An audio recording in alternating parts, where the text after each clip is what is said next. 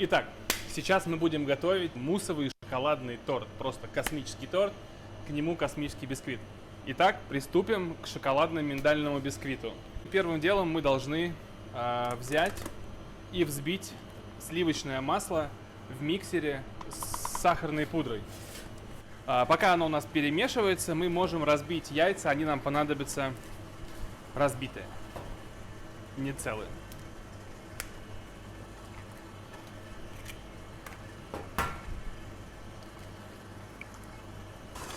Итак, наше масло взбилось в пышную массу такую, сейчас я вам покажу.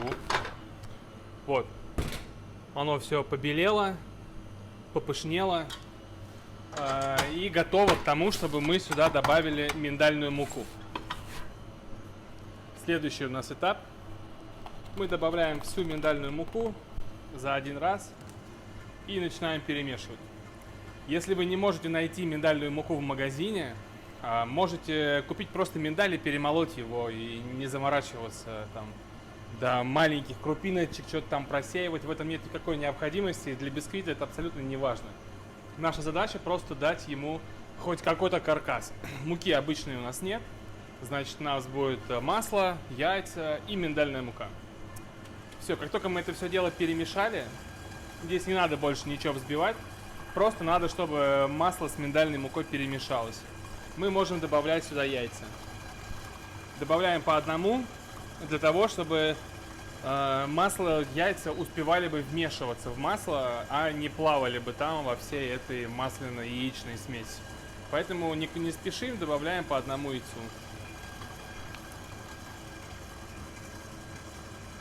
Подождали, что оно полностью размешалось, и добавили еще одно яйцо. Все, быстренько перемешали.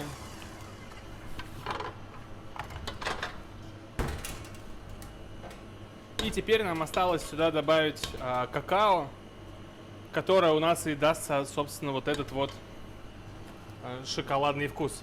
Какао мы просеиваем, я уже просеял изначально, потому что в нем попадаются иногда мелкие плотные частички, которые в бисквите у нас не разойдутся и будут там плавать. Поэтому обязательно через ситечко все просеиваем. Все добавили.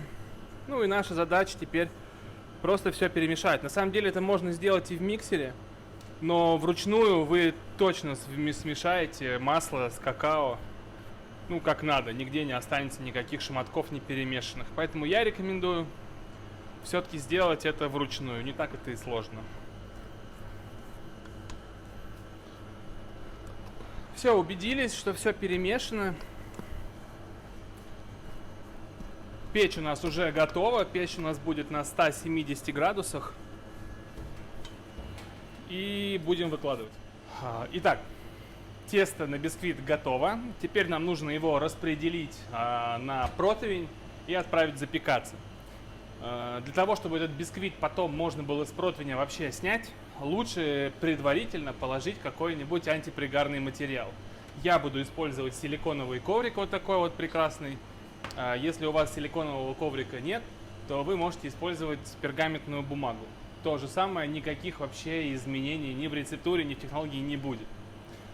Раскладка, которая у вас есть, она для одного бисквита на форму размером 40 на 60 сантиметров. 40 на 60 это размер профессионального противня, ну не противня, а профессиональной печи, да, для которой этот противень предназначен. В домашних у вас будет ровно пополам. То есть вот этой массы бисквита вам хватит на 2 листа размером 40 на 30 сантиметров. Вот мы его просто сюда вываливаем. Все, и дальше наша задача его аккуратненько разровнять.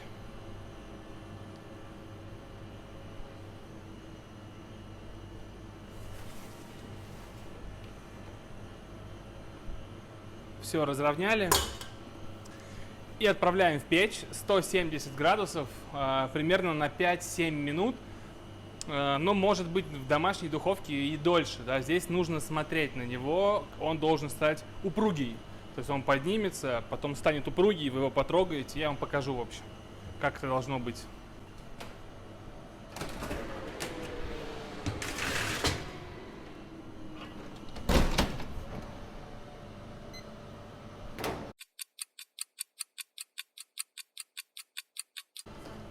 Бисквит наш готов. Его пора вынимать. И определяется он, ну вот видите, он уже упругий такой. Ну вы по ощущениям тоже это поймете. Все, теперь мы его должны убрать, чтобы он остыл.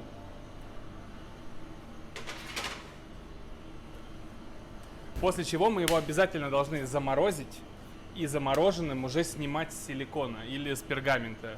Ну иначе просто вы рискуете вместе с пергаментом снять половину своего бисквита. Это происходит потому, что муки в бисквите нет. Ну как вы сами увидели, да, там очень много жиров. И пока жиры не замерзнут, не охладятся, они, ну как вы сами понимаете, они жидкие и стремятся убежать. Поэтому мы обязаны заморозить бисквит и только после этого уже продолжать с ним манипуляции. Но потом, впоследствии, естественно, ну торт же будет в холодильнике стоять, он же не будет стоять при комнатной температуре. Бисквит будет держать свою форму и будет, в принципе, очень легко манипулируемым. В общем, на приготовление бисквита уходит не так много времени, если бы не процесс заморозки. И тут очень много, да и вообще весь этот торт, он завязан на заморозке. И если у вас морозилка морозит не очень хорошо, то я бы вам рекомендовал делать этот торт начинать накануне. Потому что много процессов, которые должны пройти через морозильную камеру, и ускорить здесь, к сожалению, мы не можем никак. Поэтому, как бы, вот имейте это обязательно в виду, что на этот торт без профессионального оборудования я бы вам рекомендовал закладывать целый день. Да, конечно, вы не будете весь день заниматься этим тортом, большую часть времени он просто будет стоять замораживаться, но лучше как бы сделать его немножко заранее, чем в итоге не успеть в свой тайминг. Наш бисквит, он замерз, я его уже снял с силиконового ковра, и теперь мы должны подготовить его для торта. Один бисквит у нас пойдет на дно, и еще бисквит у нас пойдет на начинку, чтобы она тоже была в бисквите. Будет очень классно. Что же мы делаем? Нижний бисквит у нас будет занимать все кольцо, поэтому мы вырезаем просто всем кольцом. Вырезали бисквит, я его сразу же и оставлю в этом кольце. И мне, чтобы было удобно его убирать в морозилку и доставать, я его сразу кладу на маленький противень. Дальше у нас будет еще один бисквит, который у нас будет под нашей начинкой, под желе. Мы его также вырежем с помощью кольца точно по нашему желе. Вот. Его мы сразу отсюда достанем, пускай лежит рядышком. Когда понадобится, мы возьмем. Все. А этот бисквитик мы убираем. Я вам рекомендую его как можно скорее спрятать, потому что если он останется хотя бы на виду у детей, будьте уверены, что они его съедят. Это очень вкусно. Я его скорее убираю, пока не съел.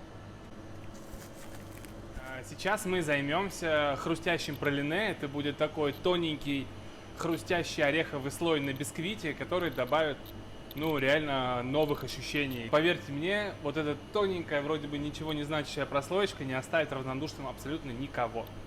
Итак, делается она до банального просто. Для приготовления нам потребуется водяная баня. Вот у меня тут уже закипает вода. Я сюда просто поставил миску. Здесь у нас молочный шоколад и масло какао, которое мы прямиком отправляем сразу же на водяную баню, пускай топится. Дальше здесь у меня это пралине, миндально-фундучное. Это будет паста из орехов и карамели. Вот, здесь у нас миндаль, фундук и карамель. Ну и, естественно, вафельная крошка.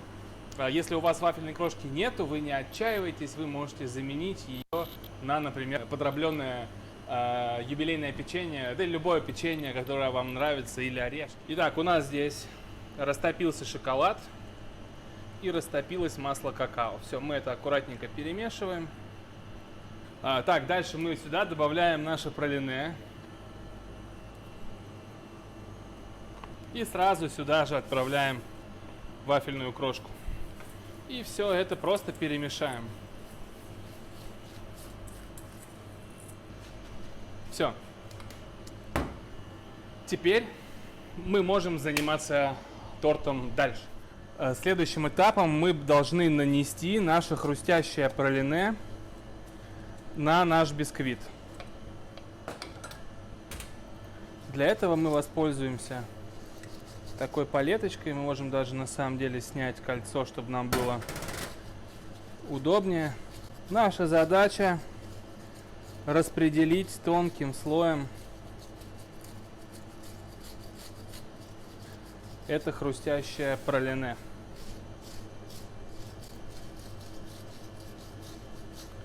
Вам, скорее всего, в следующий раз захочется нанести его слоем потолще. Так вот, не делайте этого. Здесь основной вкус в этом торте должен быть все-таки отдан шоколаду. А остальные вкусы, которые мы туда добавляем, они призваны поддержать шоколад, чтобы ему было как бы покомфортнее, да, не просто шоколад, а там чуть орешка, кислинка.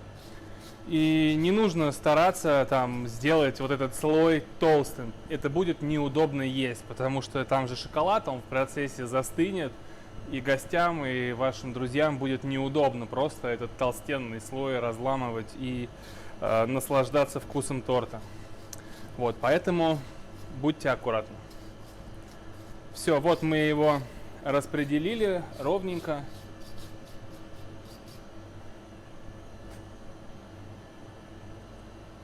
И теперь давайте обратно поместим наш бисквит. Итак, теперь мы должны заняться начинкой. В начинке все будет очень просто. Мы сегодня с вами сделаем простейшее малиновое желе.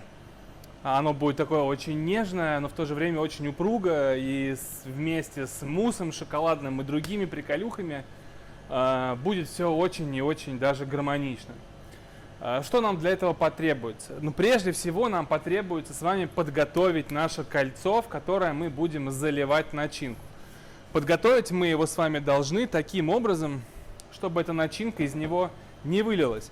Итак, кольцо мы берем 16 сантиметров в диаметре. Нам потребуется пленка пищевая, кольцо и немного водички. Сейчас я вам все покажу. Значит, мы берем сначала водичку и смачиваем аккуратно самый-самый бортик вокруг и сам бортик.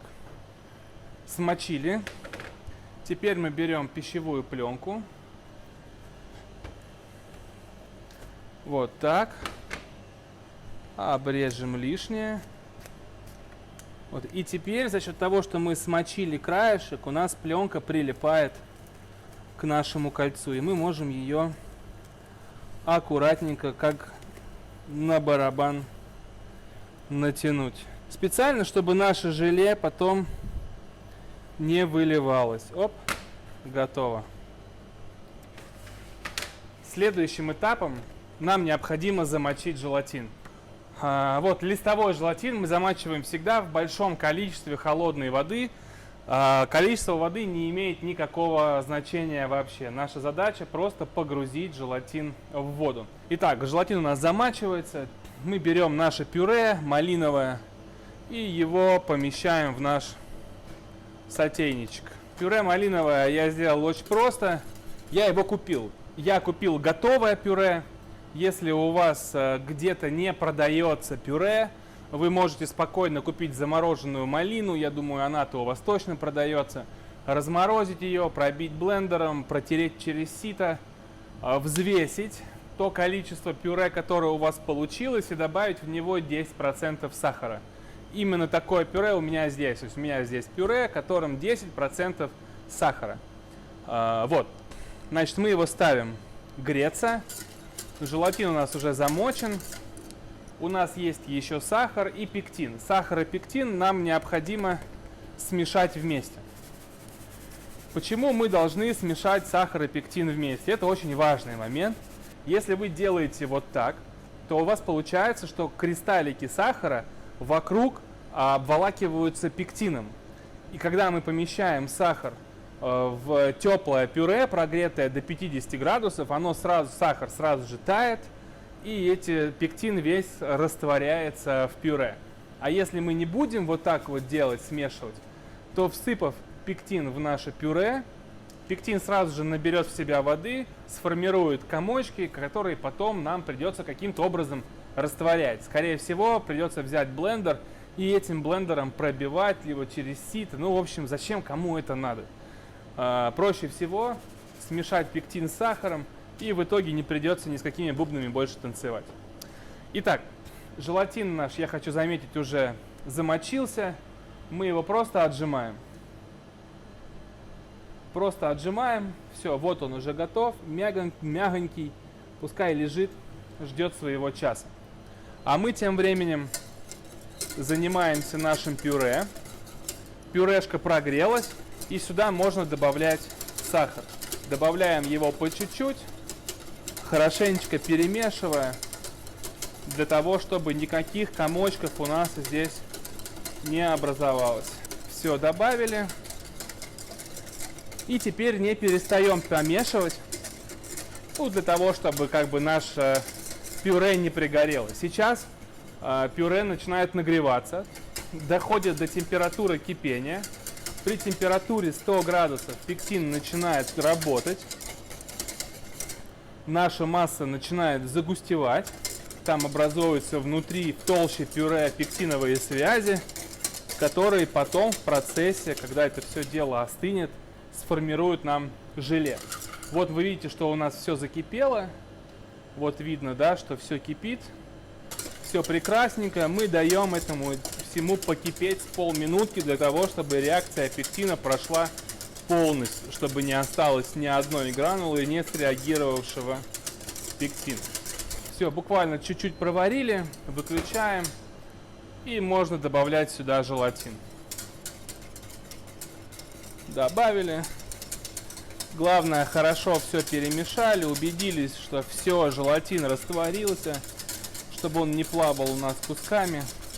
И все, и теперь мы эту нашу массу заливаем в подготовленную форму. И отправляем это все дело в шоковую заморозку замерзать. Если у вас нет шоковой заморозки, отправляйте в обычную. Но предварительно обязательно дайте остыть.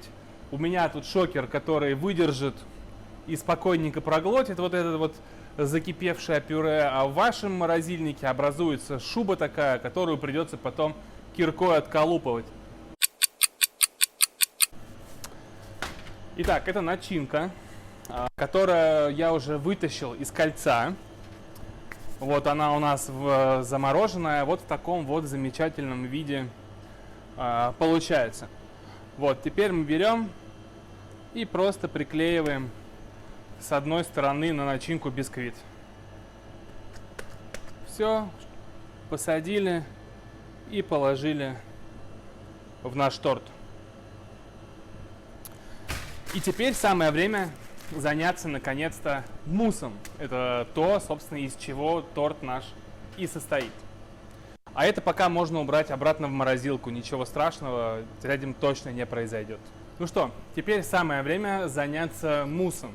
На самом деле все очень просто. Он реально без желатина, он без каких-то лишних заморочек. Делается все очень быстро и просто.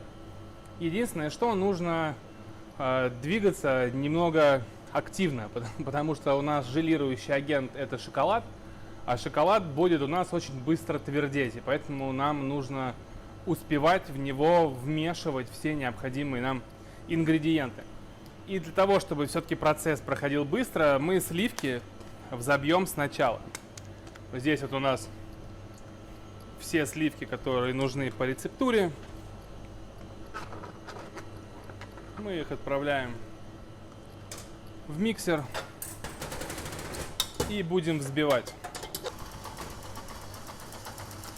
Пока взбиваются наши сливки, мы отправляем на водяную баню шоколад. Пускай топится. Итак, вот мы взбили сливки. Очень прям взбивать их в масло не нужно. Достаточно, чтобы они были такие полувзбитые. Этого нам более чем хватит. теперь мы должны приготовить так называемый пата-бомб. Пата-бомб — это взбитые, заваренные сахарным сиропом желтки. Это будет основа для нашего шоколадного мусса. И для этого нам прежде всего, конечно же, необходимы желтки, которые мы сейчас отправляем в миксер.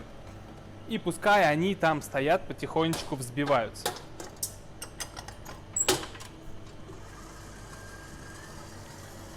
Все, пока они будут у нас стоять, мы смешиваем воду и сахар. И все это ставим на огонь. Мы не будем уваривать этот сироп ни до каких температур. Наша задача просто его довести до кипения, прокипятить там полминуточки, просто чтобы убедиться, что весь сахар растворился. И потом уже будем его использовать. Пока мы ждем, мы можем перемешать наш шоколад, который стоит на водяной бане. И на самом деле мы можем его уже с этой бани снять. Вы видите, что он практически полностью растворился. Растаял. И, в общем, пускай он тает дальше, но уже без водяной бани. Итак, вот наш сироп закипел. Просто дадим ему чуть-чуть покипеть. Убедимся, что у нас весь сахар растаял. И теперь заливаем его аккуратненько в наш миксер. Желтки будут взбиваться и остывать. Температуры сиропа хватило для того, чтобы желтки заварились. И теперь это должно взбиться, остыть и превратиться в пышную массу, которая будет в дальнейшем нами использована для приготовления этого прекрасного мусса. Итак, вот готов наш пата-бомб. Такая вот это получилась пышная штука. Теперь очень важный момент, на котором нужно все время помнить. Мы должны сейчас соединить пата-бомб и шоколад. Но и шоколад, и пата-бомб — это два очень жирных продукта, можно сказать. Шоколад вообще 100% жиры. Пата-бомб, так как это желтки, здесь тоже жиров очень большое количество. И смешать мы их просто так не можем. Нам нужно дать туда немного воды. Ну, в любом ее проявлении. И здесь нам помогут сливки. Та вода, которая есть в сливках, она поможет нам избежать факапа с шоколадом. Потому что иначе смешать эти два продукта, если вместе, мы получим просто задубевший кусок шоколада, которым уже ничего сделать будет невозможно. Итак, поэтому мы чуть добавляем сюда весь пата-бомб, сразу весь, но пока не перемешиваем. Это очень важно, на самом деле, об этом нельзя забывать. И теперь мы добавим сюда немного сливок. Вот этого количества хватит. И теперь мы спокойненько можем это все перемешать. Я рекомендую для этого мусса, для смешивания, пользоваться венчиком, потому что шоколад твердеет, дубеет очень быстро, и вам нужно успеть все это дело смешать. Лопаткой все будет очень долго.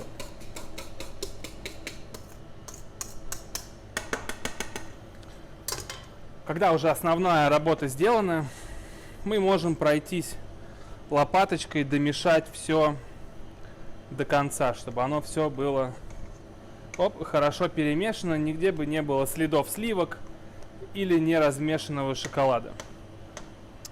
Так, ну и теперь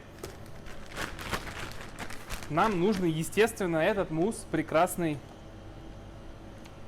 выложить в наше кольцо с нашей начиночкой. Для удобства выкладывания мусса в кольцо я вам настоятельно рекомендую использовать кондитерские мешки.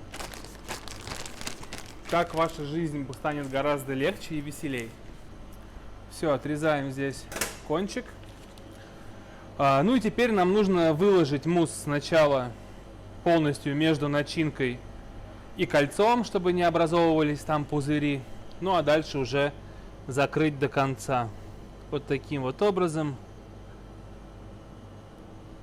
Оп, здесь все закрыли, заливаем мусс и воспользуемся прекрасной такой палетой для того, чтобы все заровнялось.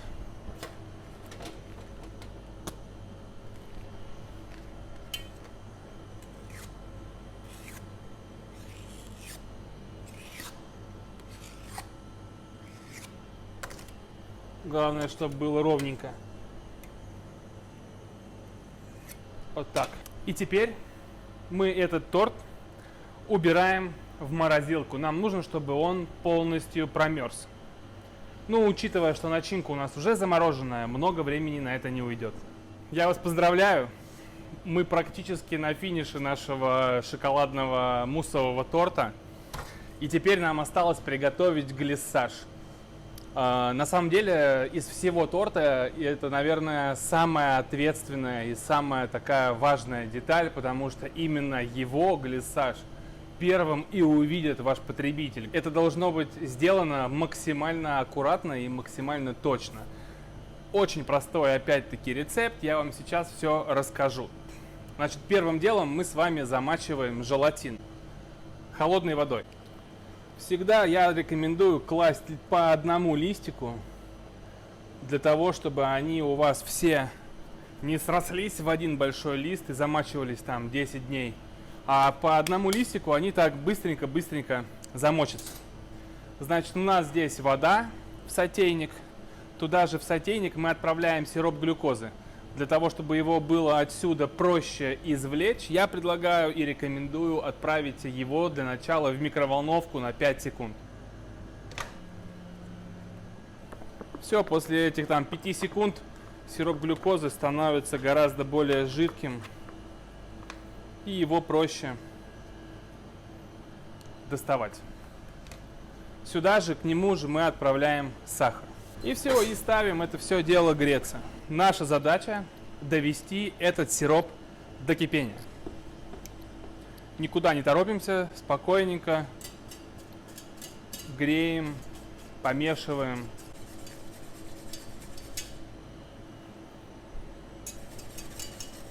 Все, довели до кипения.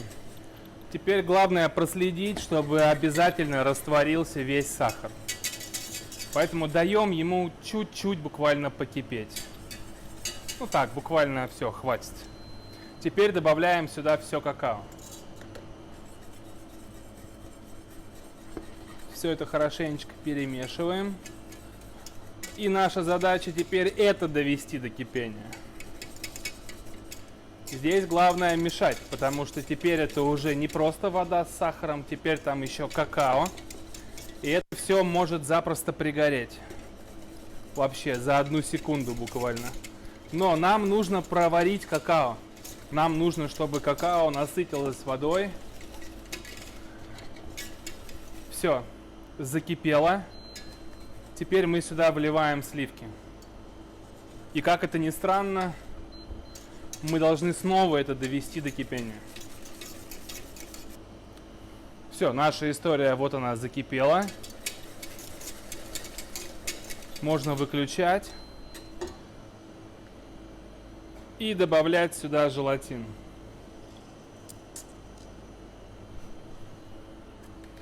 Добавили желатин. Уже все с превыключенной конфорочки, все это дело перемешали. И наш глиссаж, он готов. Но пользоваться им мы пока не можем по нескольким причинам. Во-первых, он слишком горячий, а во-вторых, в нем слишком много пузырей воздуха, от которых мы сейчас с вами будем избавляться. Сначала мы избавимся от пузырей, а уже потом мы будем охлаждать наш глиссаж. Для того, чтобы избавиться от пузырей, мы первым делом процедим наш глиссаж. Это поможет нам срезать достаточно большое количество пузырей, абсолютно нам ненужных. Ну и заодно, если вдруг там какие-то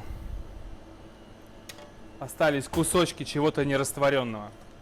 И теперь мы будем пользоваться блендером. Итак, какова схема? Блендер работает таким образом, что он своими ножами всю массу гонит к себе под юбку, да, вот под вот эту вот юбку, под ножи. И вместе со всей массой туда же отправляется и воздух. Но прикол в том, что воздух, он же стремится подняться наверх, и его ножи не выбрасывают из-под юбки обратно вниз, а он накапливается вот здесь вот. И мы сможем его потом вытолкать оттуда. Понимаете, да? То есть система в том, чтобы работать блендером на малых оборотах, захватывая всю эту массу к себе под юбку, воздух остается под юбкой, а вся масса разбивается и отправляется дальше. Сейчас я вам покажу. Итак, вот мы берем, погружаем блендер, постучали, чтобы весь воздух вышел, и на малых оборотах, вот видите, я постучал, вышли большие пузыри. Еще, оп, слышно, что там какая-то, вот, хоп, я постучал, видите, да, выходят пузыри. То есть мы сначала берем все пузыри из массы, собираем под юбкой блендера, а потом обстукиваем для того, чтобы этот пузырь вышел. Вот так вот это и работает. Как только на малой скорости мы уже понимаем, что мы все собрали, вот видно уже, да, какое практически нету пузырей в нем. Хотя мы только что венчиком это все дело били, и там наверняка была куча маленьких пузыриков. Вон, видите, я стучу, а пузыри поднимаются. И вот, как мы видим, наш глиссаж практически без пузырей. Не практически, а совсем. Вон, видите, как он ровненько ложится на самом блендере, можно посмотреть. Единственное, что он у нас сейчас слишком горячий, и заливать им торт мы не можем. Поэтому мы сейчас, пока будем ждать, он остынет, а мы займемся тортом, потому что он наверняка уже замерз, и его пора извлекать из кольца. Ну что же, наш торт муссовый замерз. Вот он. Теперь пришло время его извлечь из кольца. Нам поможет горелочка. И сейчас мы будем его аккуратненько греть кольцо. Если нет горелки, то можно полотенцем, смоченным в горячей воде. Но лучше приобрести горелку, потому что она не таких больших денег стоит, но она очень и очень помогает во многих моментах.